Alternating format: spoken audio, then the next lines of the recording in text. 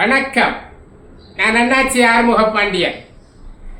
அருமை நண்பர்களே, நமக்கு சும்மா கிடைக்கவில்லை சுதந்திரம். சும்மாவா கிடைத்தது சுதந்திரம்? இல்லை இல்லை, நூற்றுக்கணக்கான, ஆயிரக்கணக்கான, லட்சக்கணக்கான ஒரு சிந்திய இரத்தத்தின் விளைவுதான் நமக்கு சுதந்திரம் கிடைத்தது. எத்தனையோ பேர்கள் தன் இன்னுயிரை கொடுத்தார்கள், இரத்தத்தை சிந்தினார்கள். அப்படி தன் உயிரை கொடுத்த ஒருவரின் மகத்தான செயலைத்தான் நாம் இப்போது பார்க்க இருக்கின்றோம். உங்களுக்கு ஜாலியன் வாலாபாக் படுகொலை தெரியும். 1919 ஏப்ரல் 13 ஜெனரல் டயர் என்கின்றவர் தலைமையில் ஜாலியன் வாலாபாக் என்ற இடத்தில் ஆயிரக்கணக்கான இந்தியர்களை சுட்டு கொன்றுவிட்டார். 2000 பேர்கள் இரத்த வெள்ளத்தில் மிதந்தார்கள். அந்த டயர் என்ன சொல்கிறான்? சுட்டு கொன்ற பிறகு சொல்கின்றான், என்னை மதிக்காத இந்தியர்களை நான் சுட்டு கொன்றதில் பெருமகிழ்ச்சி அடைகிறேன் என்கின்றான். இங்கிலாந்தில் இருந்து வெளிவருகின்ற மார்னிங் டைம்ஸ் என்ற பத்திரிகை அந்த டயரை போற்றி பாராட்டுகிறது. எவ்வளவு கொடுமை பாருங்கள். அவன் இன்னும் சொல்லுகின்றான், என்னிடத்திலே இன்னும் ஆயுதங்கள் இருந்திருந்தால் இன்னும் ஆயிரக்கணக்கானவர்களை கொன்றிருப்பேன், குண்டு இல்லாமல் போய்விட்டது என்கிறான். 33 ரவுண்டுகள் சுடப்பட்டன.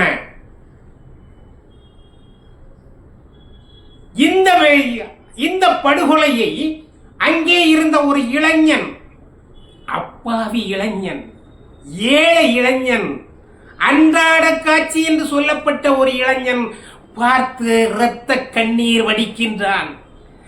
தன்னுடைய அந்த நேரத்திலேயே டயரை நான் கொன்று விடுவேன் என்று துடிக்கிறான். ஆனாலோ அவன் இளைஞன், வறியவன், ஏழை, ஒன்றுமே செய்ய முடியாது. ஆனால் அந்த நேரத்திலே ஒரு சபதம் செய்கின்றான். அவன் பெயர்தான் உத்தம் சிங். அந்த இளைஞன் ஒரு சபதம் செய்கின்றான், என்னுடைய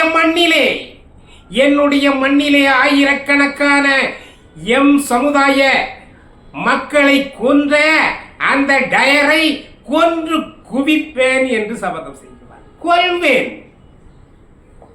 ஆனால் டயர் மாற்றலாகி இங்கிலாந்துக்கே போய்விடுகிறார். இவன் என்ன, ஐயோ நம்முடைய சபதம் நிறைவேறாமல் போய்விடுமோ என்று நினைக்கின்றான். இங்கிலாந்துக்கு பயணப்படுகிறான். கொஞ்சம் கொஞ்சமாக சம்பாதித்து பயணப்படுகிறான்.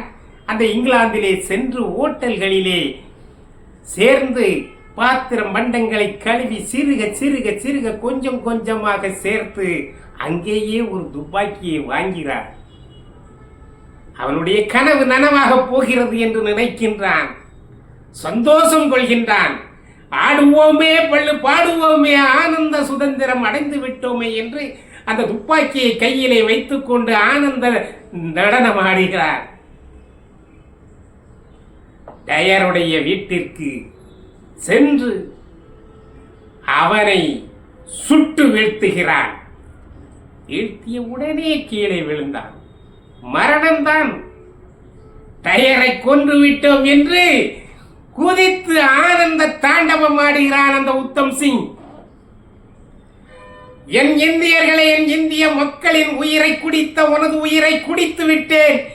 இனி எனக்கு எந்த சாவு வந்தாலும் நான் ஏற்றுக்கொள்ள தயார் நிலையில் இருக்கிறேன் என்று கொக்கரித்த உத்தம் சிங்கை போலீஸ் பிடித்துக் கொள்கிறது.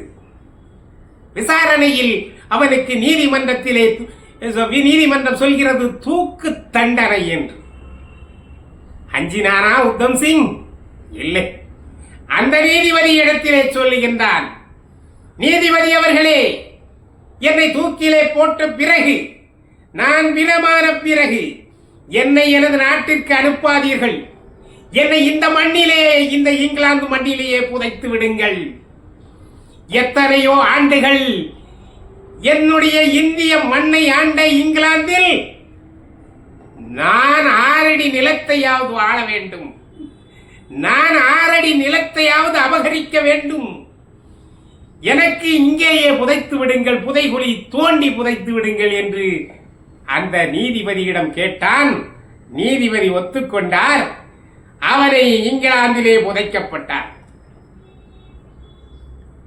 அருமை நண்பர்களே, இங்கிலாந்திலே அந்த டயர் சுட்டு கொல்ல உடனேயே நம்ம நாட்டிலே இருக்கின்ற அகிம்சா மூர்த்தி உத்தம் சிங்குடைய செயல் கீழ்த்தரமானது, சிறுவள்ளைத்தனமானது, கோழைத்தனமானது என்று சொல்கின்றார். என்ன நியாயம் பாருங்கள். தன்னுடைய நாட்டிலே ஆயிரக்கணக்கானவர்களை கொன்றவனைத்தானே கொன்றிருக்கின்றான். தன்னுடைய நாட்டிலே ஆயிரக்கணக்கானவர்களை கொன்றவனை நாம் ஒன்றுமே செய்ய முடியவில்லையே என்கின்ற ஆதங்கத்திலே இங்கிலாந்து சென்று அங்கேயே கடினமாக உழைத்து அங்கேயே துப்பாக்கி வாங்கி அங்கேயே அவனை முடித்திருக்கின்றானே என்றால் நீங்கள் பாராட்டாமல் என்ன சிறுவிளைத்தனமானது என்றும் விபரீதமானது என்று சொல்கின்றீர்கள்? இந்தியா பாராட்டுகிறது. இந்திய மக்கள் உத்தம் சிங்கை கொண்டாடி மகிழ்கின்றார்கள், சந்தோஷப்படுகின்றார்கள். 1000 உயிர்களை பலி வாங்கி அந்த டயரை வீழ்த்தி விட்டோம் என்கின்ற சந்தோஷப்படுகிறார்கள். இன்றுதான் அவர்களுக்கு நிம்மதி கிடைக்கின்றது. சாதாரண படுகொலையா? ஒரே இடத்திலே செய்யப்பட்ட கொலை அல்லவா? குடும்பாதக செயலை செய்தவன் ஒருவனைத்தானே அவன் உயிரை எடுத்திருக்கின்றான். பாராட்டாமல் பரிகசிக்கின்றீர்களே. நேரு என்ன செய்கின்றார்?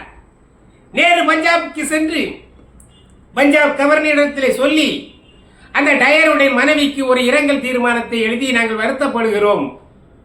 எதற்கு வருத்தம்? பழிக்கு பழி. இதுதானே அரசியல்.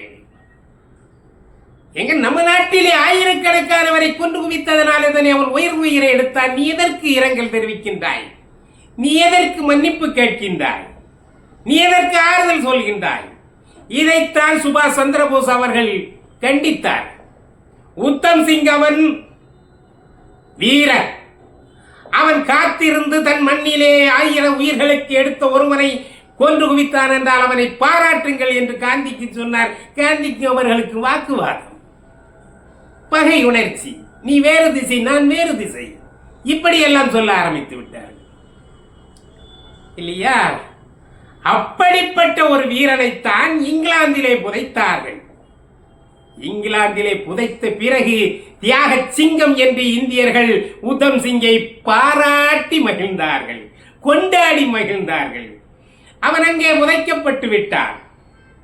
அதன் பிறகு சுதந்திரம் அடைந்த பிறகு பல முதலமைச்சர்கள், பஞ்சாப் முதலமைச்சர்கள் அவனுடைய உடம்பை, அந்த எலும்புகளையாவது எங்களுக்கு கொடுங்கள் என்று, வாங்கி கொடுங்கள் என்று இந்திய பிரதமரிடம் கேட்டபோது இந்திரா காந்தி அவர்கள் பெருமுயற்சி எடுத்து 1975 அந்த எலும்பு கூடுகளை எல்லாம் கொண்டு வந்து பஞ்சாபிலே வைத்து எரித்து கங்கையிலே கரைத்தார்கள்.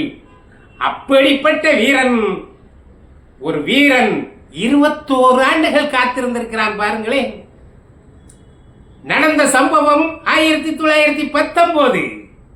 ஆனால் அவன் டயரை கொன்றது 1940. ஆக 21 ஆண்டுகள் காத்திருந்து ஒருவன் ஒரு நாட்டுக்காக, ஒரு நம்முடைய நாட்டிலே நம்முடைய மக்களை கொன்று குவித்த ஒரு கொடுங்கோலனை உயிரை எடுத்திருக்கிறான் என்றால் அவனுடைய தியாகத்திற்கு என்ன பெருமை! அது மட்டுமா? அப்பேற்பட்ட வீரனை நாம் போற்றி கொண்டாட வேண்டாமா? ஆகவேதான் இன்றைக்கு சும்மா கிடைக்கவில்லை நமக்கு சுதந்திரம். இப்படிப்பட்ட எத்தனையோ எண்ணற்ற வீரர்களின் உயிரை கொடுத்துதான் நம் சுதந்திரத்தை பெற்றிருக்கின்றோம். நூற்றுக்கணக்கான ஆயிரக்கணக்கானவர்கள் ரத்தம் சிந்திய பிறகுதான் நமக்கு சுதந்திரம் கிடைத்திருக்கிறது. காந்தியினுடைய அகிம்சைக்கு அவன் கொடுக்கவில்லை. இவர்கள் ரத்தம் சிந்தி போராட ஆரம்பித்து விட்டார்கள். இனி நமக்கு ஆபத்து வந்துவிடும் என்று ஆங்காங்கே கலவரங்கள் வெடிக்கிறது, பழிவாங்கப்படுகிறோம் என்று அஞ்சி நடுங்கி ஒடுங்கி போகின்ற போது அகிம்சை கையிலே கொடுத்து விட்டு போனான். அவ்வளவுதான். ஆகவே சும்மா கிடைக்கவில்லை சுதந்திரம். இரத்தத்திற்கு பழிக்கு பழியாக வாங்கி விடுவார்களோ என்று அஞ்சி அவன் கொடுத்து விட்டு போனான் சுதந்திரம். நம் வீரர்கள், நம் இந்திய மண்ணின் வீரர்கள் சிந்திய இரத்தத்தின் விளைவாகத்தான் நமக்கு சுதந்திரம் கிடைத்தது. ஆகவே வருகின்ற 15ஆம் தேதி சுதந்திர நாள். இந்த நாளிலே நாம் அவர்களுடைய தியாகத்தை போற்றுவோம். இந்த தேசத்திற்காக உயிரை சிந்தி, உயிரை கொடுத்து இரத்தத்தை சிந்திய அந்த உத்தவர்களின் பெயரை போற்றுவோம், அவர்களை நினைவு கூறுவோம், அவர்களுக்கு வீர வணக்கம் சொல்லுவோம். வந்தே மாதரம். ஜெய் ஹிந்த்.